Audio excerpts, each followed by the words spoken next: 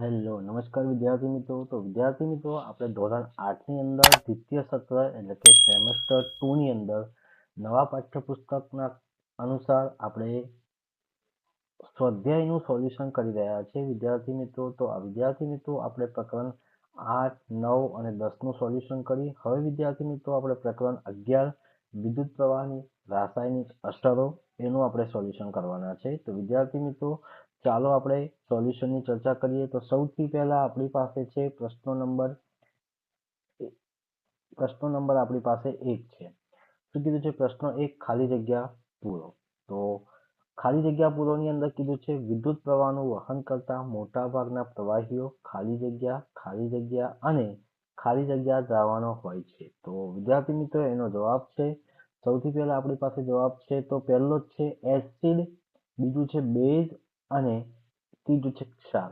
તો વિદ્યુતનું વહન કરવા માટે મોટા ભાગની પ્રવાહીઓ એસિડ, બેઝ અને ક્ષારનું દ્રાવણ હોય છે.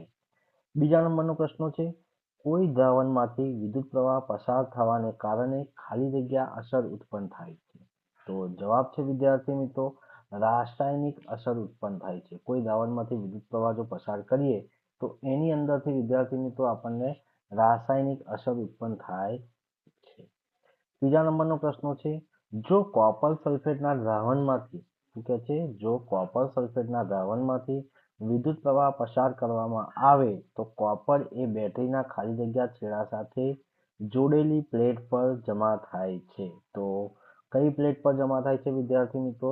બેટરીના 3 છેડા સાથે. બેટરીના કેટલા છેડા સાથે? 3 છેડા સાથે જોડેલી પ્લેટ પર જમા થાય છે. ચોથા નંબરનો પ્રશ્ન છે, વિદ્યુત પ્રવાહ દ્વારા કોઈ પદાર્થ પર જરૂરી ધાતુનું પડ ચડાવવાની પ્રક્રિયાને ખાલી જગ્યા કહે છે. તો શું કહે છે વિદ્યાર્થી મિત્રો?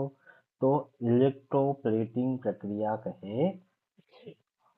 ત્યારબાદ વિદ્યાર્થી મિત્રો આપણી પાસે આવે છે પ્રશ્ન નંબર 2. પ્રશ્ન નંબર 2 ની અંદર શું કીધું છે?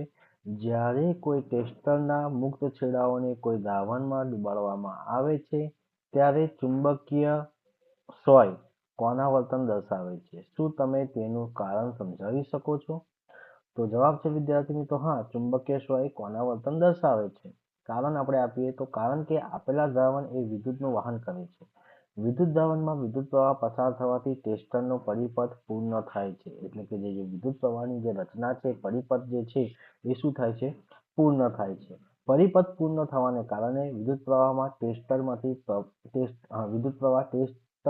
પસાર થાય છે ત્યારે ચુંબકીય અસર ઉપજાવે છે, જેના કારણે ચુંબકીય સોય કોના વર્તન દર્શાવે છે. ત્યારબાદ વિદ્યાર્થી મિત્રો આપણી પાસે અહીંયા પ્રશ્ન નંબર 3 છે, ટાઈપિંગમાં ભૂલ છે. પ્રશ્ન નંબર 3, એવા 3 પ્રવાહીઓના નામ આપો જેમનું પરીક્ષણ આકૃતિમાં દર્શાવ્યા પ્રમાણે કરવાથી ચુંબકીય સોય કોના વર્તન દર્શાવી શકે છે. તો અહીંયા વિદ્યાર્થી મિત્રો આપણને ચુંબકીય સોય એટલે કે આ બેટરી આપી છે. આ બેટરીની અંદર વિદ્યાર્થી મિત્રો આપણને શું કીધું છે? જો આ ચુંબકીય સોય છે, આની સાથે બેટરી જોડેલી છે અને આ બંને છેડા જે છે એ દ્રાવણમાં ડુબાડેલા છે. તો પહેલું છે વિદ્યાર્થી મિત્રો નળનું પાણી, બીજું છે લીંબુનું પાણી અથવા સાઇટ્રિક એસિડ કહેવામાં આવે છે. લીંબુની અંદર સાઇટ્રિક એસિડ આવે એટલે આપણે સાઇટ્રિક એસિડ કહીએ છીએ.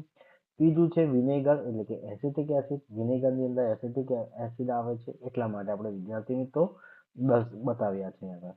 ત્યારબાદ વિદ્યાર્થી મિત્રો આપણી પાસે આવે છે પ્રશ્ન નંબર 4, આકૃતિમાં દર્શાવેલા વ્યવસ્થામાં બલ્બ પ્રકાશિત થતો નથી તે માટે શક્ય કારણોની યાદી બનાવો, તમારા ઉત્તર સમજાવો. તો આકૃતિમાં દર્શાવેલા વ્યવસ્થામાં બલ્બ પ્રકાશિત થતો નથી તે માટે શક્ય કારણો આ મુજબ હોઈ શકે છે. પહેલું છે અહીંયા બેટરી વિદ્યાર્થી મિત્રો આપી છે, જોઈ શકો છો આ બલ્બ જોડેલો છે અને આ ધન ધ્રુવ છે અને આ ઋણ છે અને આ બંને છેડા એક દ્રાવણમાં ડુબાડેલા છે. તો જોડાણ ક્યાંથી ઢીલું હોય છે? બલ્બ ઉડી ગયો હોય ત્યાંથી.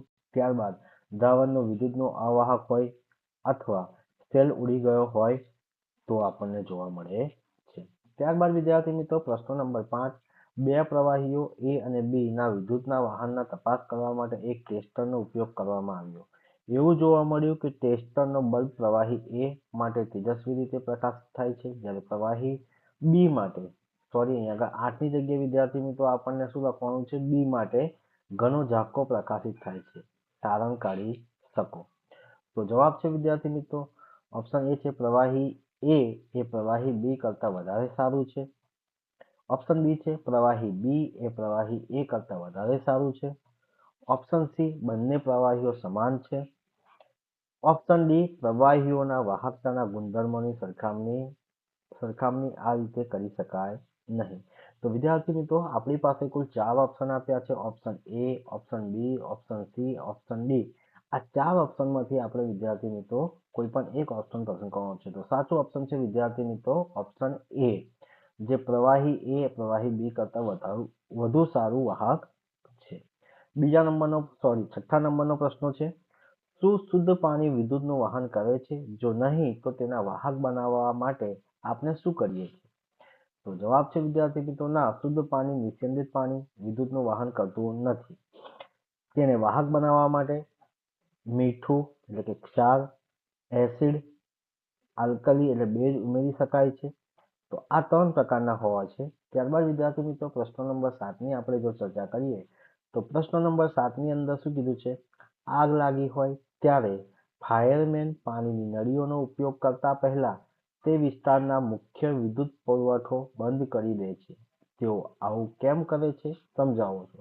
એટલે આગ લાગે તો ફાયરમેન પાણીની નળીઓનો ઉપયોગ કરતા પહેલા તે વિસ્તારની મુખ્ય વિદ્યુત પરિપથો એટલે કે જે વિસ્તારમાં લાઇટો આવતી હોય એ વિસ્તારની લાઇટો બંધ કરાવી દે છે. કેમ આવું કરે છે એ આપણે સમજાવવાનું છે. તો સૌથી પહેલા નળનું પાણી નિસ્યંદિત પાણી ના હોવાથી વિદ્યુતનું વહન કરે છે. નિસ્યંદિત પાણી નથી એટલે એની અંદર શું કરે છે? વિદ્યુતનું વહન કરતું હોય છે. ફાયરમેન પાણીની નળીઓનો ઉપયોગ કરતી વખતે તે વિસ્તારના મુખ્ય વિદ્યુત પુરવઠોને જો ચાલુ રાખે તો પાણી મારફતે વિદ્યુતનું વહન થવાથી ઇલેક્ટ્રિક શોક લાગવાની શક્યતા છે, જે ફાયરમેન માટે પ્રાણઘાતક સાબિત થઈ શકે છે. પ્રશ્ન 8 છે દરિયાઈ વિસ્તારમાં રહેનારા બાળકો પોતાના ટેસ્ટરથી પાણી પીવાનું સમુદ્રની પાણીનું પરીક્ષણ કરે છે. તે જોવે છે કે સમુદ્રના પાણી માટે ચુંબકીય સ્વય વધારે ચલિત થાય છે. શું તમે તેનું કારણ સમજાવી શકો છો? તો સમુદ્રના પાણીમાં પીવાના પાણી કરતાં વધુ પ્રમાણમાં ક્ષાર અને ખનિજ દ્રવ્યો હોય છે. તેથી સમુદ્રના પાણી પીવાના પાણી કરતાં વિદ્યુતનું વધારે વાહક છે. પરિણામે સમુદ્રના પાણીમાંથી પીવાના પાણી કરતાં વધુ મૂલ્યનો વિદ્યુત પ્રવાહ પસાર થાય છે. તેથી ચુંબકીય સ્વય વધારે ચલિત થાય છે. ત્યારબાદ વિદ્યાર્થી મિત્રો પ્રશ્ન નંબર 7 છે શું ધોધમાર વરસાદના સમયે કોઈ ઇલેક્ટ્રિશિયન માટે બહાર મુખ્ય લાઇનની મારફત મરમ્મત કરવાનું સુરક્ષિત હોય છે? સમજાવવાનું છે.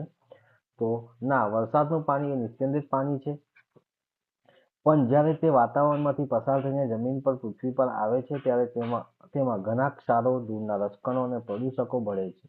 પરિણામે તે વિદ્યુતનું વાહક બને છે. હવે ધોધમાર વરસાદ સમયે જો ઇલેક્ટ્રિશિયન બહાર મુખ્ય લાઇનનું રિપેરિંગ કામ કરે તો તેને ઇલેક્ટ્રિક શોક લાગવાની શક્યતા છે, જે તેના માટે પ્રાણઘાતક સાબિત થઈ શકે છે. પ્રશ્ન નંબર 8 છે વિદ્યાર્થી મિત્રો પહેલી સાંભળ્યું હતું કે વરસાદી પાણી એટલું જ શુદ્ધ હોય છે જેટલું નિસ્યંદિત પાણી. તેથી તેને એક સ્વચ્છ ગ્લાસમાં થોડું વરસાદી પાણી એકત્રિત કરી ટેસ્ટરથી તેનું પરીક્ષણ કર્યું. તે જોઈને આશ્ચર્ય થયું કે ચુંબકીય સ્વય કોના વર્તન દર્શાવે છે. તેનું કારણ કયું હોઈ શકે છે? તો જવાબ છે વિદ્યાર્થી મિત્રો વરસાદનું પાણી જ્યારે વાતાવરણમાંથી પસાર થઈને જમીન પર એટલે કે પૃથ્વી પર આવે છે ત્યારે તેમાં ઘણા ક્ષારો, ધૂળના રજકણો અને પ્રદૂષકો ભળે છે. પરિણામે તે વિદ્યુત સારું વાહક છે. તેથી ટેસ્ટર વડે તે પરીક્ષણ દરમિયાન ચુંબકીય સ્વય કોના વર્તન દર્શાવે છે. ત્યારબાદ વિદ્યાર્થી મિત્રો આપણી પાસે આવે છે પ્રશ્ન નંબર 11 તમારી આસપાસ ઇલેક્ટ્રોપ્લેટિંગ કરેલી વસ્તુઓની યાદી તૈયાર કરો. ઇલેક્ટ્રોપ્લેટિંગ કરેલી વસ્તુઓ સૌથી પહેલા છે કારના અમુક ભાગો, સેકન્ડ છે રસોડામાં વપરાતા ગેસ બર્નર, ચમચા, થર્ડ છે બાથરૂમના નળ, ચોથું છે સાયકલના હેન્ડલ, પૈડાઓની રિંગ કહેવાય, રિંગ, કેટલાક આભૂષણો, ટીનના ડબ્બા, પુલ બનાવવા માટે વપરાતા ગળણ વગેરે છે. ત્યારબાદ વિદ્યાર્થી મિત્રો પ્રશ્ન નંબર 10 છે જે પ્રક્રિયા તમે પ્રવૃત્તિ 14.7માં જોઈ હતી તે કોપરનું શુદ્ધિકરણ માટે ઉપયોગમાં લેવાય છે. એક પાતળી શુદ્ધ કોપરની પ્લેટ અને એક અશુદ્ધ કોપરની સળિયાનો ઇલેક્ટ્રોડ તરીકે ઉપયોગમાં લેવામાં આવે છે. અશુદ્ધ સળિયા પરથી કોપરની પાતળી કોપર પ્લેટ તરફ જતું દેખાય છે. કયો ઇલેક્ટ્રોડ બેટરીના ધન છેડા સાથે જોડવો જોઈએ? શા માટે?